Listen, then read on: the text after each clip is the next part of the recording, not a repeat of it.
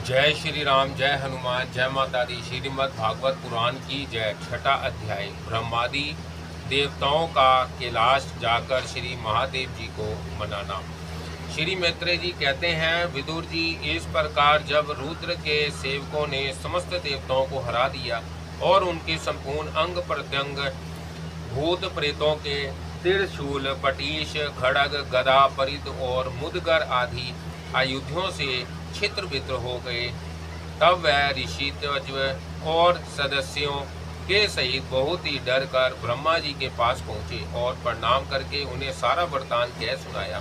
भगवान ब्रह्मा जी और सर्वंतर्यामी श्री नारायण पहले से ही इस भावी उत्पाद को जानते थे, इसी से वह दक्ष के यज्ञ में नहीं गए थे। अब देवताओं के मुख से वहां की सारी बात सुनकर उन्होंने कहा, देवताओं, परम समर्थ तेजस्वी पुरुष से कोई दोष भी बन जाए तो भी उसके बदले में अपराध करने वाले मनुष्यों का भला नहीं हो सकता।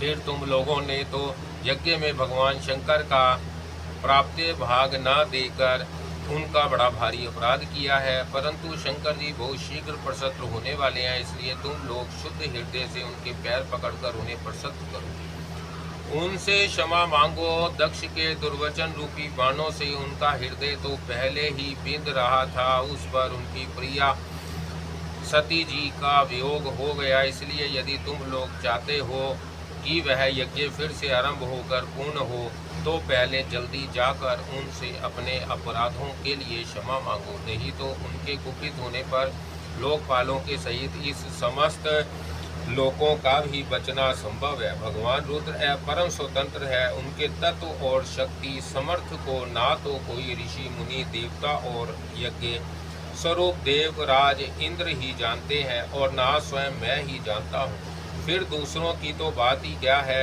ऐसी अवस्था में उन्हें शांत करने का उपाय कौन कर सकता है। देवताओं ने इस प्रकार कहकर ब्रह्मा जी उनको, प्रजापतियों को और पितरों को साथ ले अपने लोक में पर्वत श्रेष्ठ कैलाश को गए, जो भगवान शंकर का प्रिय धाम है। उस कैलाश पर औषधि, तप, मंत्र तथा योग आदि उपायों से सिद्धि को प्राप्त हुए और जन्म से ही सिद्ध देवता नित्य निवास करते हैं। किन्नर, गंधर्व और अप्सरादि सदा वहाँ बने रहते हैं। उसके मणिमय शिखर है, जो नाना प्रकार की धातुओं से रंग बिरंगे प्रतीत होते हैं। उस पर अनेक प्रकार के वृक्ष, लता और गुलमादि छाए हुए हैं, जिनमें झुंड के झुंड जंगली पशु विचरते रहते हैं। वहाँ निर्मल जल के अनेकों झरने बहते हैं और बहुत सी गहरी कंदरा और ऊंचे शिखरों के कारण वह पर्वत अपने प्रियतमों के साथ विहार करती हुई सिद्ध पत्नियों का क्रीड़ा स्थल बना हुआ है। वह सब और मोरों के शोर, माँ दारंद, भ्रमरों की गुंजार, कोयलों की कुहू कुहू ध्वनि तथा अन्याय पक्षियों के कलरव से गूंज रहे हैं। उसके कल्प वृक्ष अपनी ऊंची ऊंची डालियों को हिला हिला कर मानो पक्षियों को बुलाते रहते हैं, तथा हाथियों के चलने फिरने के कारण वह कैलाश स्वयं चलता हुआ सा और झरनों की कल कल ध्वनि से बातचीत करता हुआ सा जान पड़ता है। मंदार, परिजात, सरल, तमाल, शाल, ताड़, कचनार, आसन और अर्जुन के वृक्षों से वह पर्वत बड़ा ही सुहावना जान पड़ता है। आम, कदम्ब, नीप, नाग, पुत्राग, चंपा, गुलाब, अशोक, मोलसिरी, कुंद, कुर्बक, सुनहरे शतपत्र, कमल, इलायची और मालती की मनोहर लताएं तथा उबजक, मोगरा और माधवी की बेलें भी उसकी शोभा बढ़ाती हैं। कटहल, गुलेर, पीपल, पाकर, बड़, गूलर, भोजवृक्ष, औषधि जाति के पेड़, सुपारी, राजपूग, जामुन, खजूर, आमड़ा, आम, पिया, महुआ और लीड़, सोड़ा आदि विभिन्न प्रकार के वृक्षों तथा पोले और ठोस बांस के झुरमुटों से वह पर्वत बड़ा ही मनोहर मालूम होता है। उसके सरोवर में कुदुम, उत्पल, कलहार और शतपात्र आदि अनेक जाति के कमल खिल रहे रहते हैं। उनकी शोभा से मुग्ध होकर कलरव करते हुए झुंड के झुंड पक्षियों से वह बड़ा ही भला लगता है। वहाँ जहाँ जहाँ हरिण, वानर, सुअर, सिंह, रीछ, शाही, नील गाय, शरभ, बाघ, कृष्ण मृग, भैंसे, कृणंत्र, एक पद, अश्वमुख, भेड़िए और कस्तूरी मग घूमते रहते हैं तथा वहाँ के सरोवरों के तट केलों की पंक्तियों से घिरे होने के कारण बड़ी शोभा पाते हैं। उसके चारों ओर नंदा नाम की नदी बहती है, जिसका पवित्र जल देवी सती के स्नान करने से और भी पवित्र है, सुगंधित हो गया है।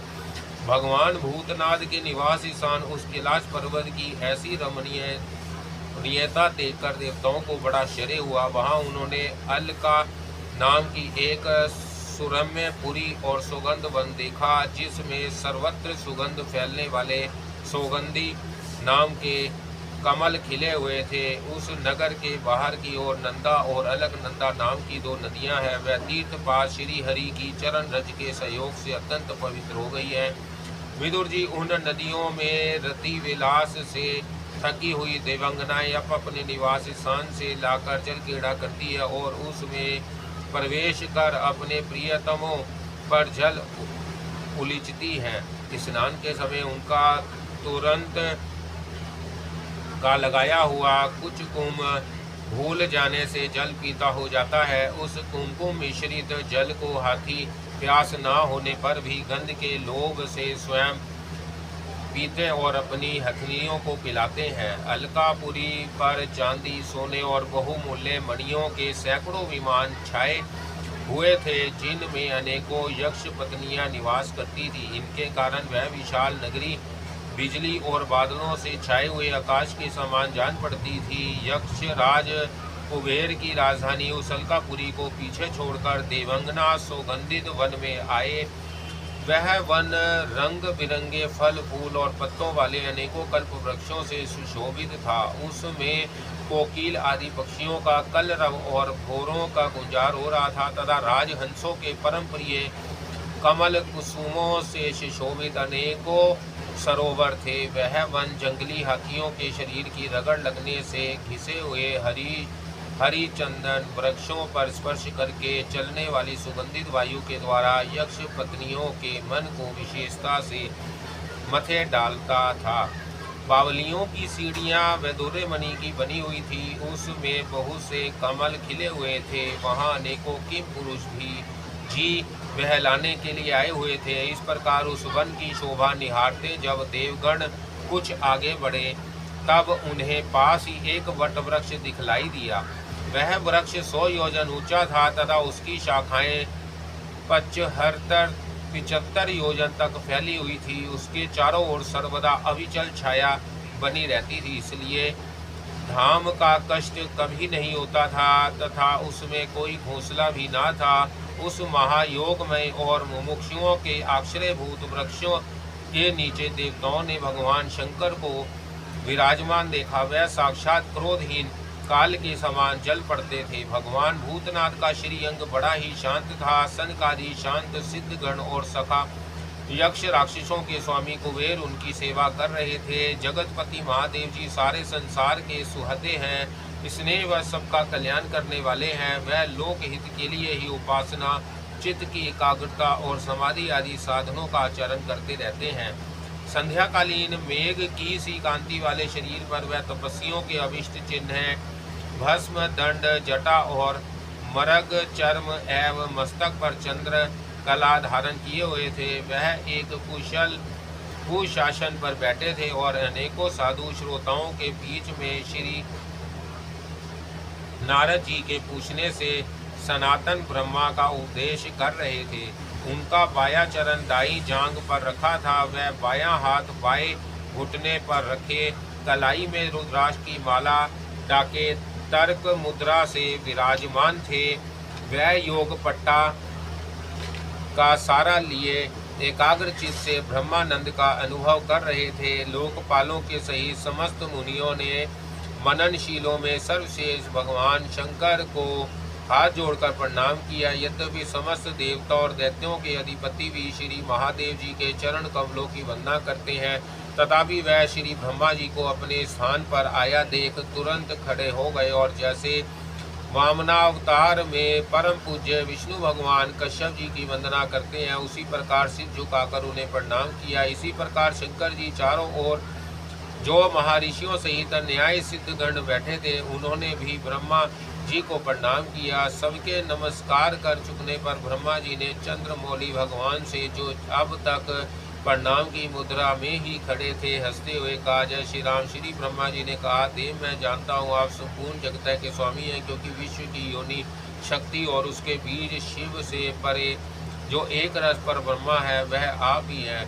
भगवान आप मकड़ी के समान ही अपने स्वरूपभूत शिव शक्ति के रूप में क्रीड़ा करते हुए लीला से ही संसार की रचना, पालन और संहार करते रहते हैं। आपने ही धर्म और अर्थ की प्राप्ति कराने वाले वेद की रक्षा के लिए दक्ष को निमित्त बनाकर यज्ञ को प्रकट किया है। आपकी ही बांधी हुई वह वर्णाश्रम की मर्यादाएं हैं, जिनका नियम निष्ठा ब्राह्मण श्रद्धा पूर्वक पालन करते हैं। मंगलमय महेश्वर आप शुभ कर्म करने वालों को स्वर्ग लोक अथवा मोक्ष पद प्राप्त करते हैं तथा पारकन करने वालों को घोर नरकों में डालते हैं। फिर भी किसी किसी व्यक्ति के लिए इन कर्मों का फल उल्टा कैसे हो जाता है। जय श्री राम। जो महानुभाव आपके चरणों में अपने को समर्पित कर देते हैं, जो समस्त प्राणियों में आपकी ही झांकी करते हैं और समस्त जीवों को अभेद दृष्टि से आत्मा में ही देखते हैं, वह पशुओं के समान प्राय